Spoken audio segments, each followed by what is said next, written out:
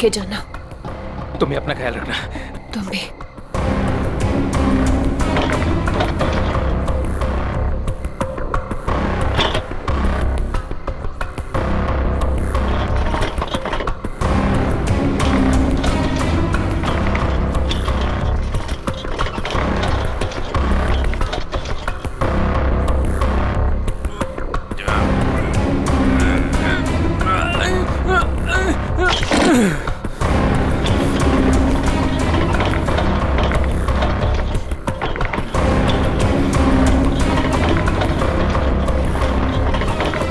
अरे राजू, इतनी देर रात भाई कहाँ जा रहे हो?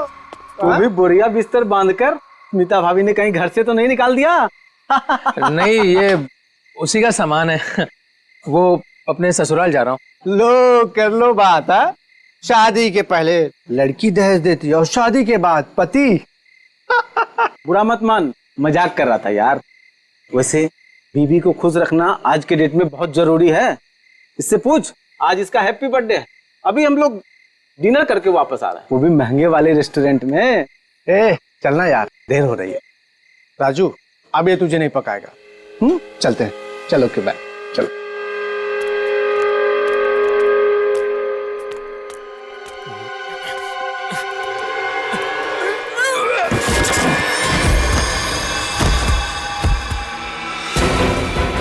अरे राजू, कुछ मदद चाहिए क्या? वो क्या हुआ?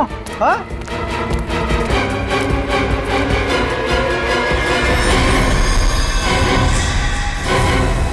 लाश! लाश? ए राजू, तू लाश लेके जा रहा था? हाँ? ए राजू! ए राजू! ए राजू!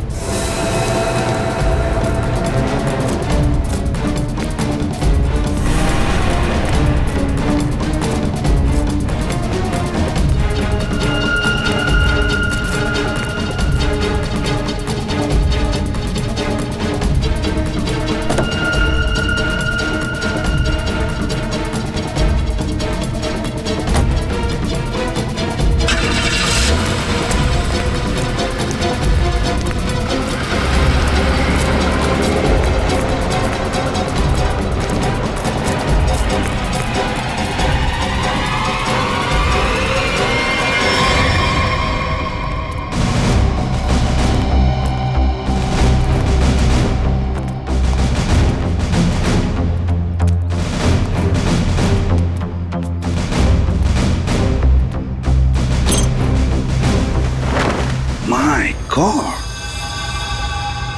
अरे बाप रे, कितनी बेरहमी से मारा है।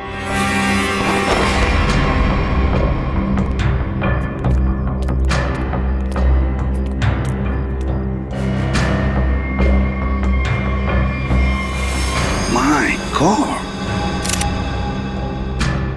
ये स्मिता कहां पर रहती है? राजू की पत्नी। ये रही।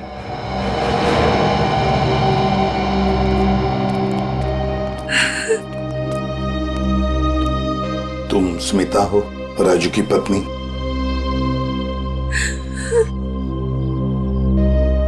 कहाँ है राजू? उसका फोन भी नहीं लग रहा है। नहीं मालूम।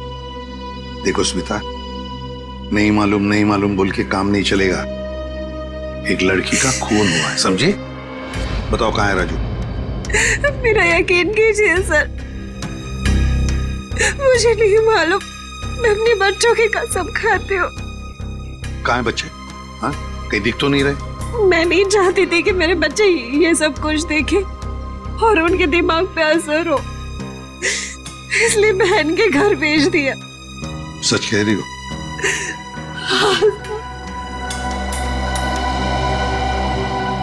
देखो स्मिता, एक बात बताओ, क्या राजू इस लड़की को जानता था?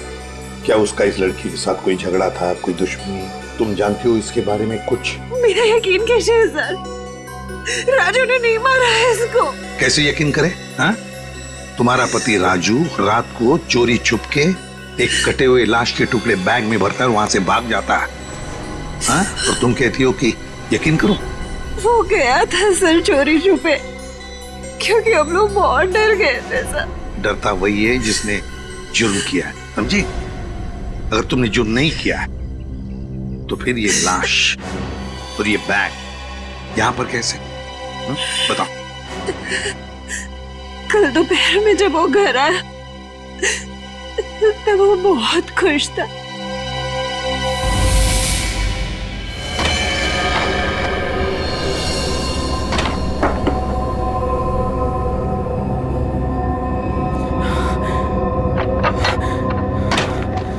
अरे आज तो जल्दी आ गया। बच्चे कहाँ हैं? बच्चे बाहर खेलने गए। पर तू ये कर क्या रहा है? बताता हूँ, सब बताता हूँ। हाँ मैं साथ। अरे पर खिड़की दरवाजे क्यों बंद कर रहा है तू? तो मेरे साथ देख, लॉटरी लग गई है, हमें लॉटरी लग गई है। ये सूटकेस किसका? सूटकेस नहीं है, ये चाबी है, चाबी, अपने उज्जवल भविष्य की चाबी। अरे पर ये आया कहाँ से तेरे पास? चोरी की तूने? तू इतने सवाल मत पूछ, तू इसको खोलने के लिए कुछ लेके आ जा। पहले ये बता ये है किसका? अरे तू जा, कुछ लेके आ इसको खोलने के लिए।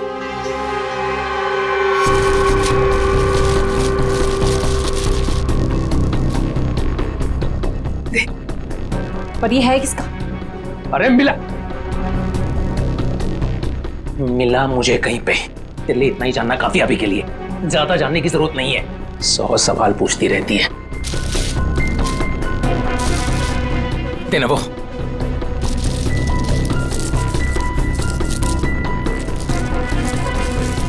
पागल हो गया है तू। इसको बैठाते हैं नीचे, आराम से, आराम से, आराम से। हाथ था ना नीचे।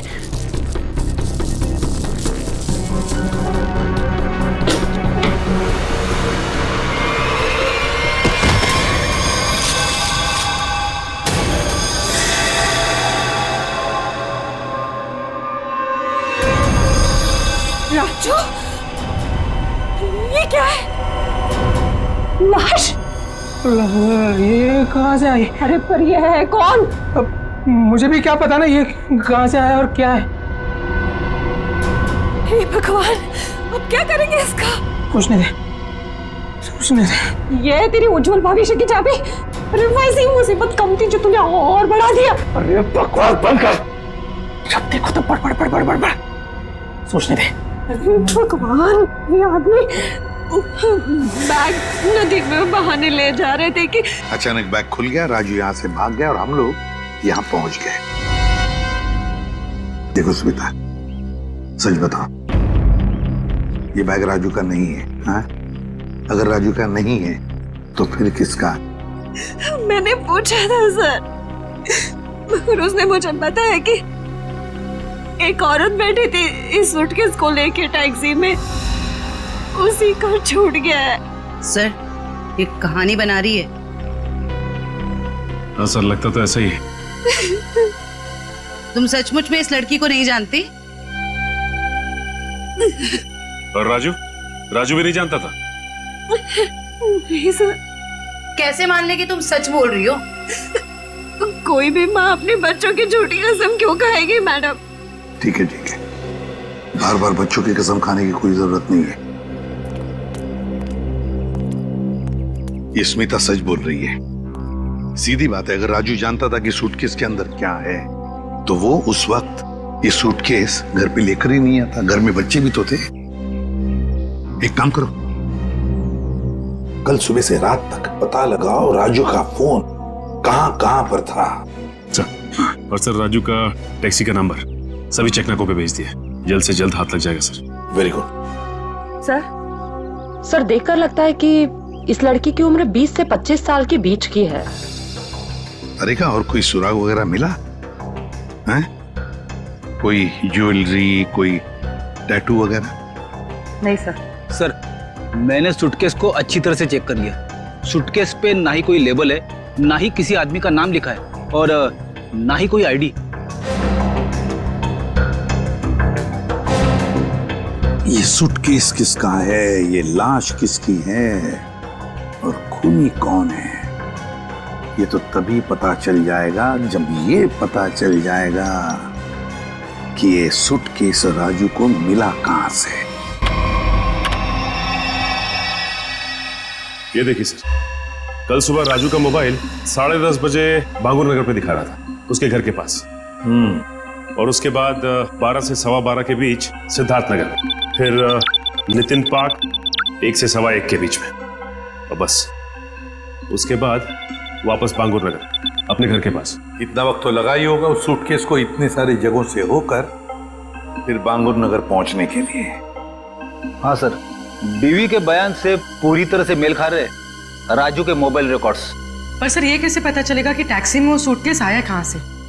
बोरीवली स्टेशन, सिद्धार्थ नगर या नितिन पार्क? पूर्वी, इतना बड़ा सूटकेस कोई भी किसी स्टेशन पर ही लेकर आएगा, बड़े स्टेशन पे। मुझे तो लगता है वो सूटकेस जिसने भी वहां लाया है ना, बोरीवली स्टेशन पर ही लाया है। अभी पता लगाते हैं।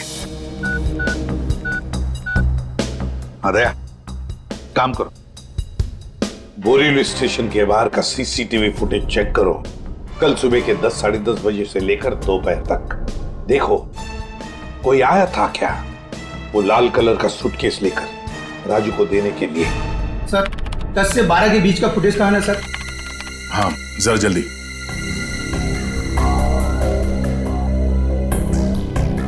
ये लीजिए सर।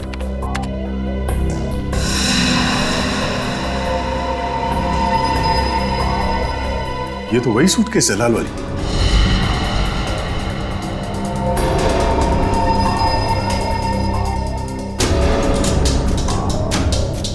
मतलब सर ये वही लड़की है जिसने राजू की टैक्सी में वो सूटकेस छोड़ा जिसमें लाश थी। शक्ल से तो कितनी मासूम लग रही है, कोई कह नहीं सकता कि इसने खून किया है। पंकज, किसी की शक्ल पे लिखा नहीं होता कि वो खूनी है या नहीं। कभी कभी मासूम दिखने वाले चेहरे के पीछे खतरनाक दिमाग भी होता है।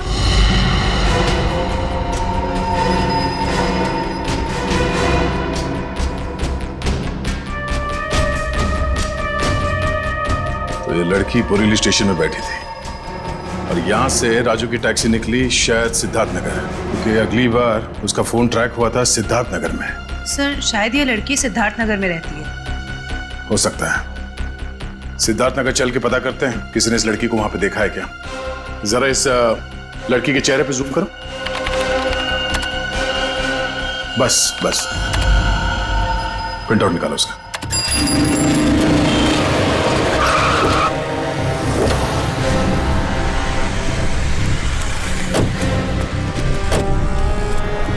ये सिद्धार्थ नगर है जहाँ पे उस टैक्सी ड्राइवर ने शायद उस लाल सूटकेस वाली लड़की को छोड़ा था। एक काम करो, या दुकानों में आसपास फोटोग्राफ दिखाओ, कोई तो पहचानेगा उसे। 5 मिनट दीजिए सर, मैं भी पता लगा के आता हूँ। अरे अरे बहन जी, आई एम सो सॉरी। सारा टमाटर गिरा दिया आपने। अरे बहन जी, आई एम सो सॉरी। ये एक तो टमाटर गिरा दिया और ऊपर से बहन जी, मैं आपको बहन जी दिखती हूँ? अरे मेरा वो मतलब नहीं था। I am sorry, I am sorry. ये मैं रख देता हूँ, मुझसे गलती हो गई। अरे ये फोटो, ये तो रोशनी जी हैं। आपके पास इनका फोटो कैसे? आप इनके रिश्तेदार हो क्या? आप इससे पहचानते इस औरत को? हाँ जानती हूँ, लेकिन आप लोग कौन हैं? वो हम लोग सीआईडी से एक केस के सिलसिले में इनसे जरा। केस? जी, एक केस के सिलसिले में। आप जानती हैं रोशनी कहाँ रहती है? हाँ, वो तो पास में ही रहती है। आप हमें वहाँ ले जा सकती? जी मैं बता सकती हूँ, मगर मेरे टमाटर। ओ, वो टमाटर हम दिलवा देंगे। आइए। ओके आइए आइए।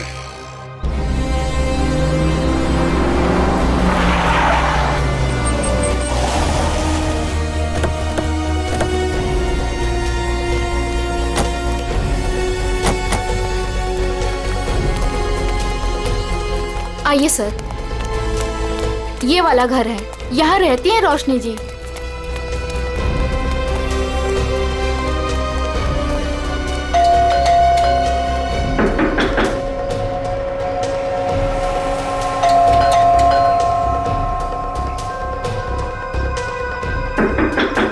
लगता है घर में कोई नहीं है। रोशनी का मोबाइल नंबर है आपके पास? जी है, मगर वो तो घर पे है, डायरी में लिखा है। कोई नहीं, पंकज इनके साथ जाओ, नंबर ले आओ। सर आइए। सर कहीं वो भाग तो नहीं गई डर से? हो सकता है।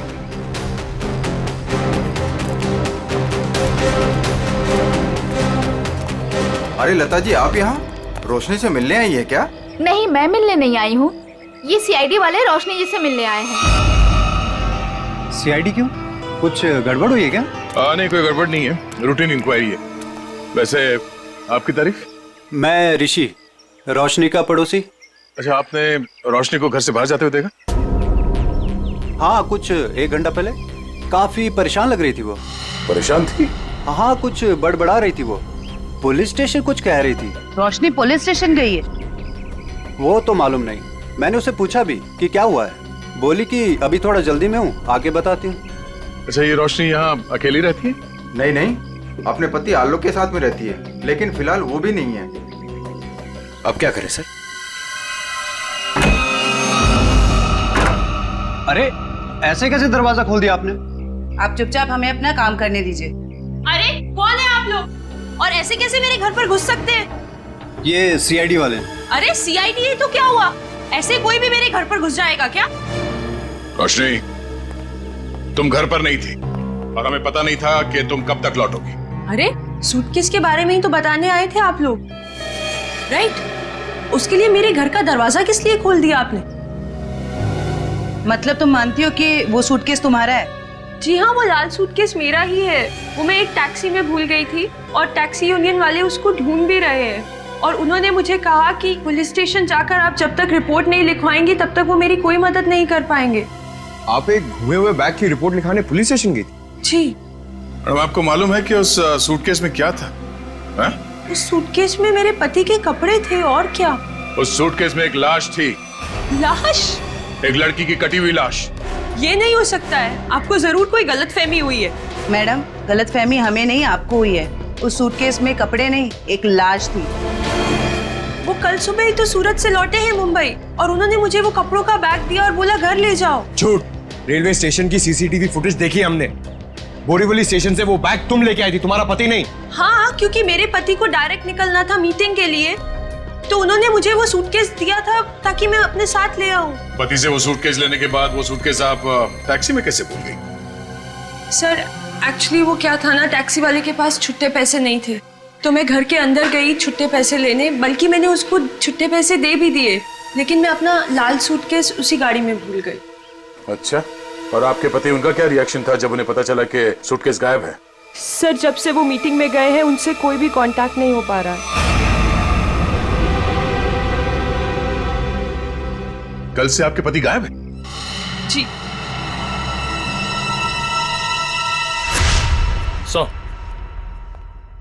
हाँ निखिल।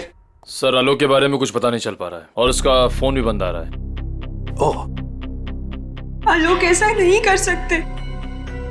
मुझे इतनी बड़ी मुसीबत में फंसाकर वो कहाँ गायब हो सकते हैं? सर, रोशनी की बात कंफर्म हो गई है। आलोक ने खुद अपने हाथों से इसे सूटकेस थमाया था स्टेशन पे, मीटिंग में जाने से पहले।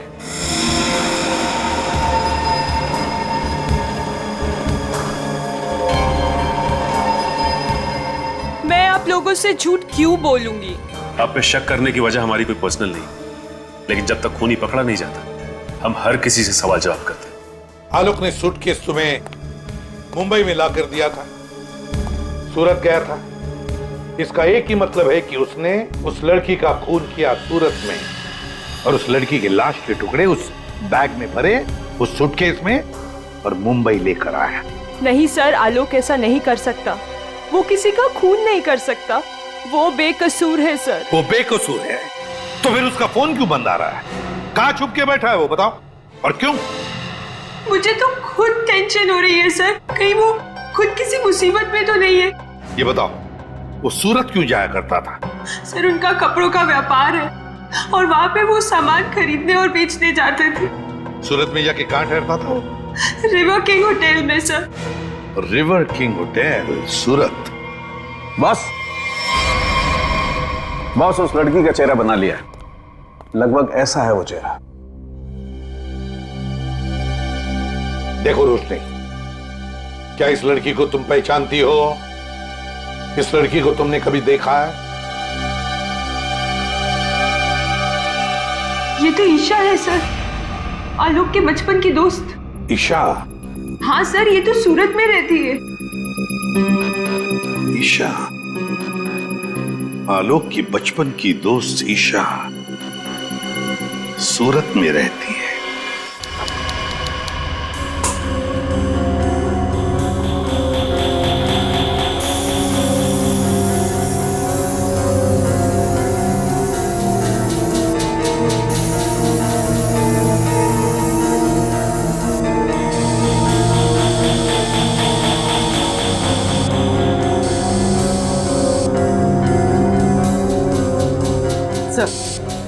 जिस लड़की की लाश मिली थी, ईशा, वो सूरत में अकेली रहती थी, परिवार में कोई नहीं था उसके।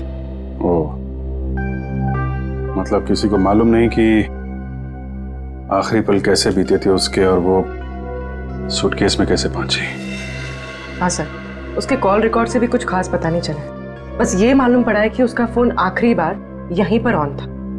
और ये उसकी तस्वीर। अच्छा, मैं सब जी, ये लड़की यहाँ पे आई थी जब आलोक यहाँ पे ठहरा हुआ था? नहीं सर। अच्छा, आपने देखा इसे? अभिजीत, डॉक्टर साहब एक मिनट। अभिजीत, लड़की का खून तो यहीं बाथरूम में ही हुआ है और उसके टुकड़े भी यहीं किए थे। देखो, ये देखो।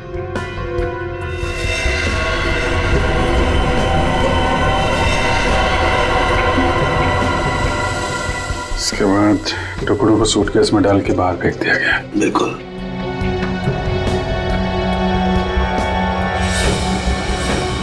बहुत कॉन्फिडेंस के साथ कह रहे थे कि लड़की यहाँ पे नहीं आई है। पूरे बाथरूम में खून फैला हुआ है, यहीं पे खून हुआ है उसका, समझे तुम? क्या? ऐसा नहीं हो सकता है। पूर्वी, कॉरिडोर की सीसीटीवी फुटेज उसको लेके आओ, उन दिनों की जब आलोक यहाँ ठहरा हुआ था। सर, आई। सर, ले देके कुछ सेटलमेंट हो सकता है क्या सर? क्या है सर कि मैं नहीं चाहता सर कि होटल का इतने सालों का नाम सर एक छोटी सी बात के लिए सर मिट्टी में मिल जाए। Please sir.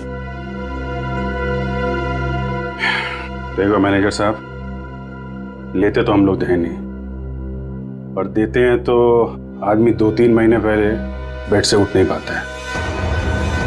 छोटी सी बात है ये, हैं? लड़की का खून हो गया, छोटी सी बात है ये। उसके टुकड़े कर करके सूटकेस में डाल दिया, छोटी सी बात है ये। बाहर निकल। Sorry sir. बात। सर, मुझे तो लगता है कि इस होटल का स्टाफ का ही कोई आदमी मिला हुआ है इन सब में। हो सकता है। छोटी सी बात है। Sir, CCTV footage. सर, ये 3 दिन पहले की सीसीटीवी फुटेज है जब आलोक ने चेक इन किया था। लेकिन वो लाश वाला सूटकेस लाल कलर का, वो तो हाथ में है ही नहीं इसके। हो सकता है खून करने के बाद लेके आया हो। सर, दूसरे दिन वो शाम 4 बजे निकला एक हैंडबैग के साथ और रात 9 बजे लौटा उसी हैंडबैग के साथ। और सर, ये अगले दिन की फुटेज। वो सुबह 9 बजे निकला इस हैंडबैग के साथ और शाम 7 बजे इसी हैंडबैग के साथ वापस आ गया। और सर, फिर अगले दिन 7 बजे उसने चेकआउट कर दिया।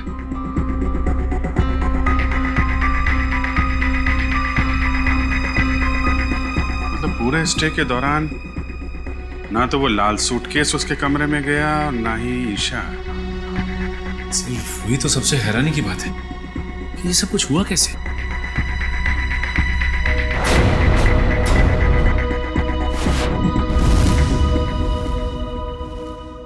ये कौन सा दरवाजा है? सर, ये दोनों कमरों के बीच की एक कॉमन डोर है सर। कौन सा कमरा बगल में? 530 सर। दरवाजा खोलो।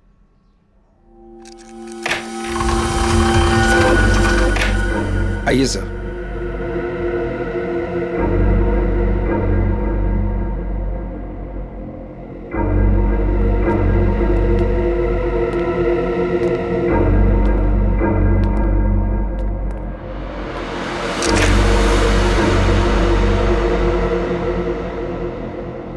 $530।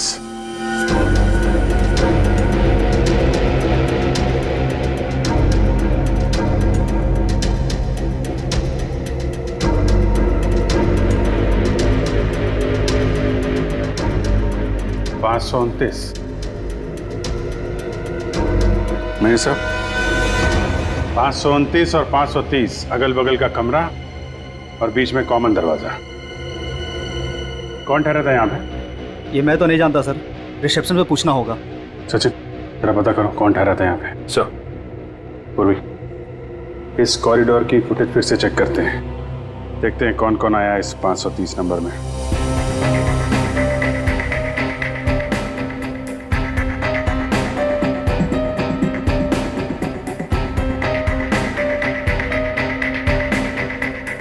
सर, फुटेज में तो दिख रहा है कि यहाँ पर एक लड़की ठहरी थी।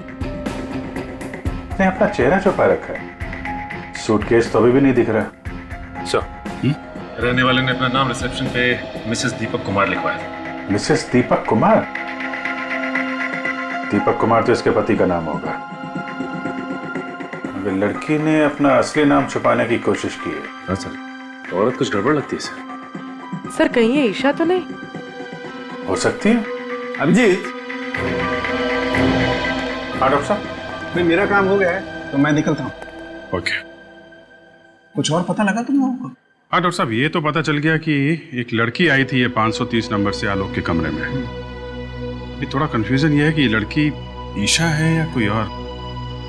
तारिका जी है ना, वहाँ तारिका जी के पास भेजो मुंबई में फोटोग्राफ्स, वो ऑर्गन्स के साथ मैच करके बता देगी।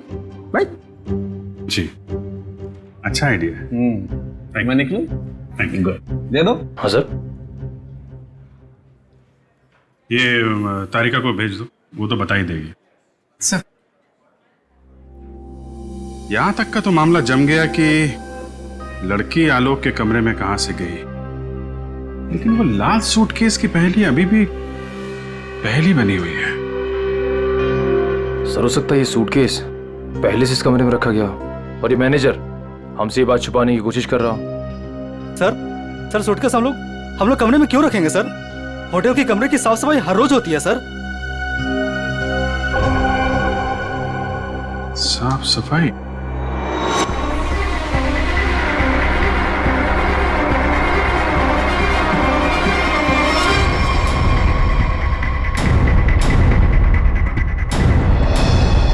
मैनेजर साहब, हाउसकीपिंग की ट्रॉली तो कमरे के बाहर ही रहती है ना, तो फिर ये ट्रॉली आलोक के कमरे में कैसे गई? ऐसा हो ही नहीं सकता सर, ट्रॉली रूम के बाहर ही रहती है सर। ऐसा हुआ है। जरा बुलाइए उस हाउसकीपिंग वाले आदमी को, मुझे वो ट्रॉली चेक करनी है।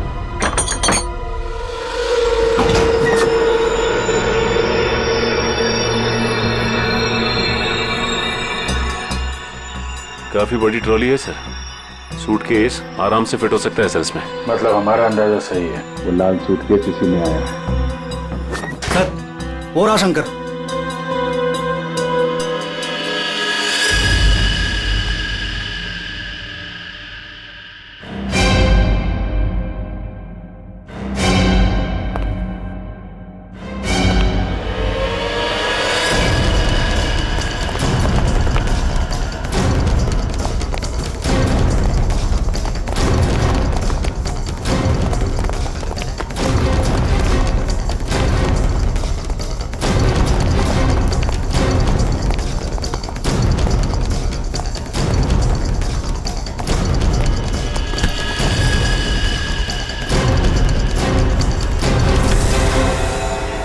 बहुत हो गई कसरत, अब कुछ बातें करें।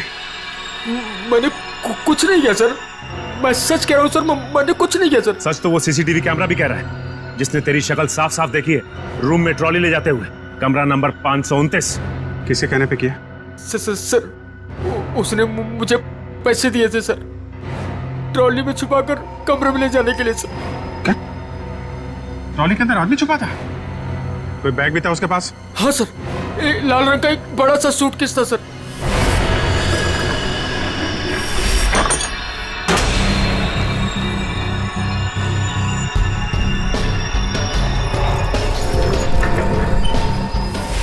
ये क्या क्या तूने पैसों के लिए मुजरिम का साथ दिया?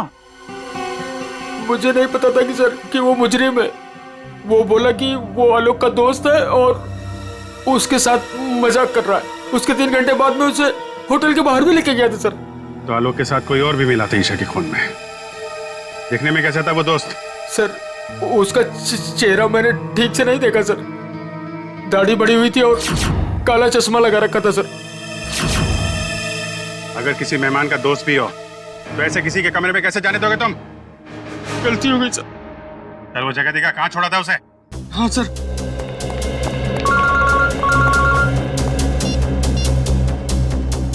हाँ डॉक्टर तारिका, मेल किया है? ठीक है, मैं चेक करती हूँ। सर बस यही उतार दिया था मैंने उसे सूटकेस के साथ, फिर सर वो उस गेट से बाहर चला गया था। यहाँ पे, इस जगह पे? हैं? हाँ सर।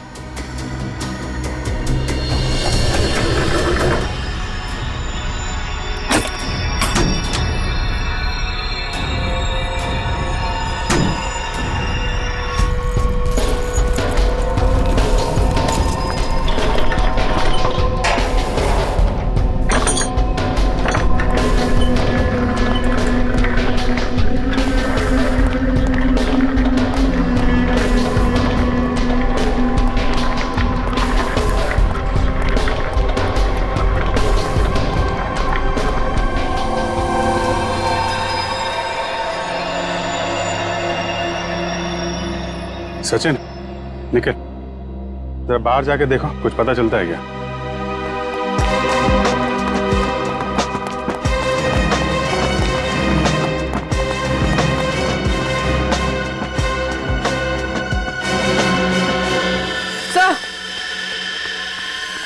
सर ये देखिए, ईशा का हाथ, इसकी छोटी उंगली मुड़ी हुई है।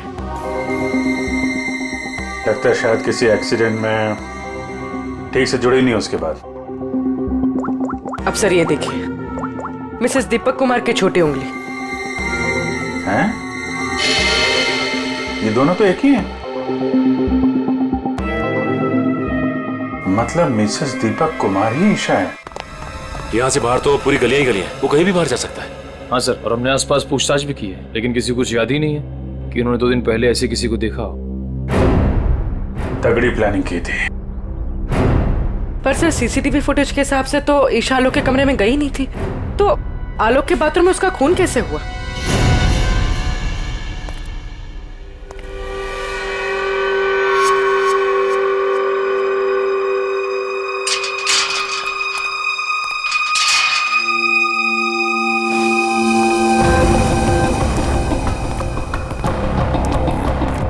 क्या हुआ?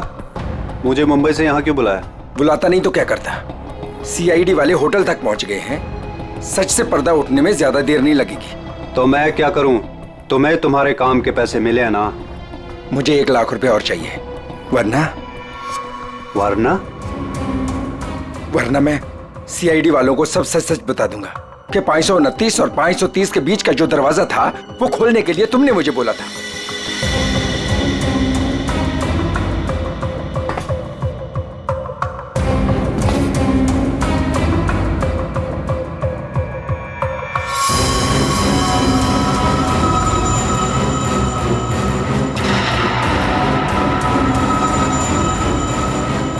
अरे यार, मैं तो मजाक कर रहा था, तुम तो बुरा मान गए यार। अरे यार, अंदर रखना इसको प्लीज। लेकिन मैं मजाक नहीं करता। हाँ?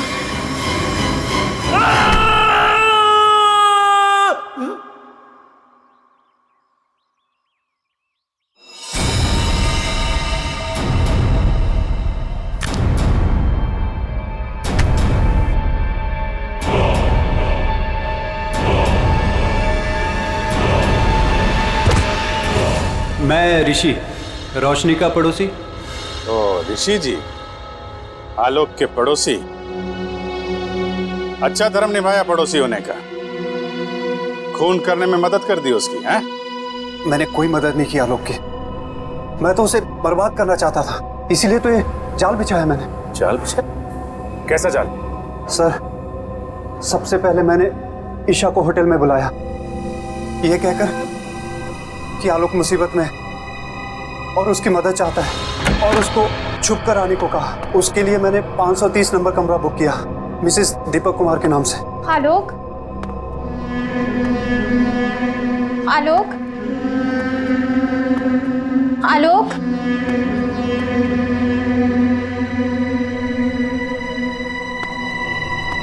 आलोक,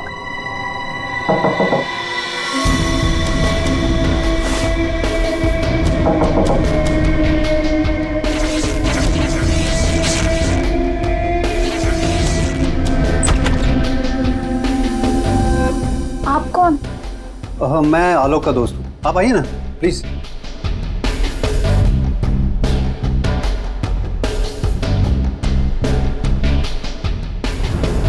आलोक कहाँ है?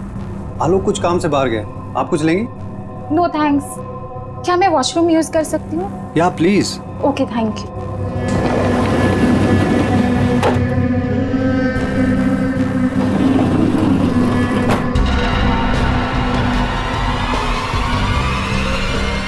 उसके बाद ईशा की लाश के टुकड़े किए बाथरूम में, और फिर उस लाल सूटकेस में डाल दिया।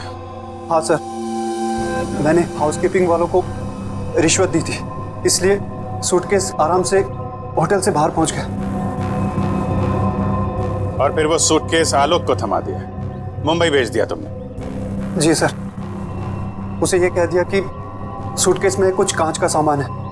उसे क्या पता था कि सूटकेस में उसी की दोस्त की है लाश। कहाँ है आलोक? कहाँ छुपा रखा तुमने?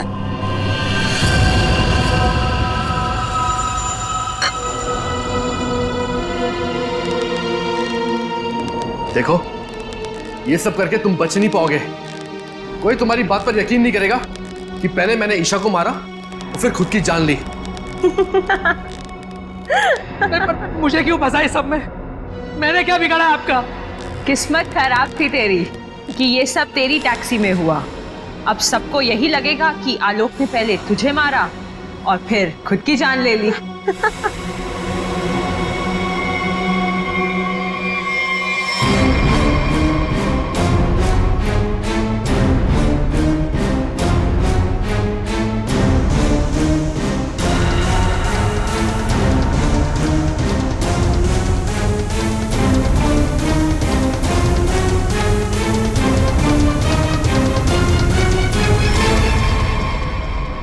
कोई आखिरी इच्छा तो नहीं होगी तुम्हारी?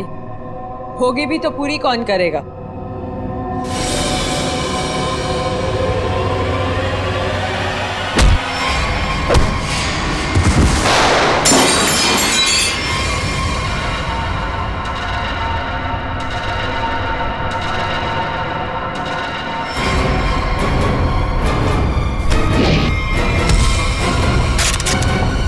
पकड़ो उसे!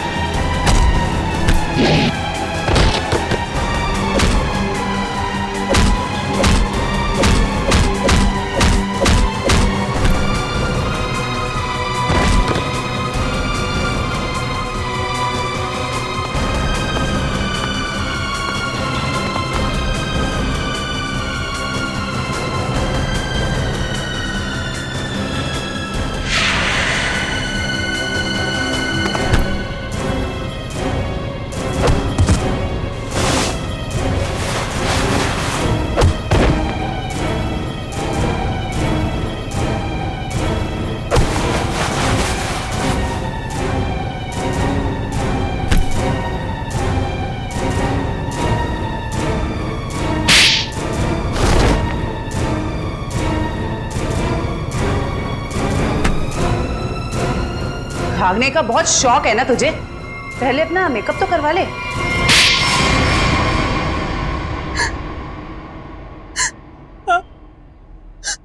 मैंने ही मरवाया ईशा को, क्योंकि वो आलोक की पुरानी गर्लफ्रेंड थी और सबको यही लगता आलोक ने पहले उसे मारा और फिर उसके गम में आत्महत्या कर ली।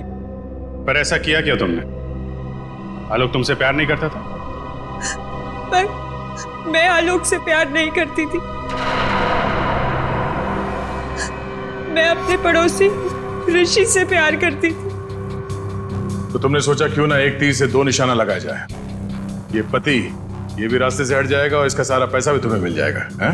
हमारा प्लान तो यही था, लेकिन तुम सब सीआईडी वालों ने आकर सब चौपट कर दिया। अरे हमने कहा तुम्हारा प्लान चौपट कर दिया। ऋषि के साथ नई जिंदगी जीने का मौका दे रहे हैं हम तुम्हें, लेकिन जेल की सलाखों के पीछे एक मासूम लड़की की जान ली तुमने। कोर्ट तुम्हें कड़ी से कड़ी सजा देगा, शायद फांसी।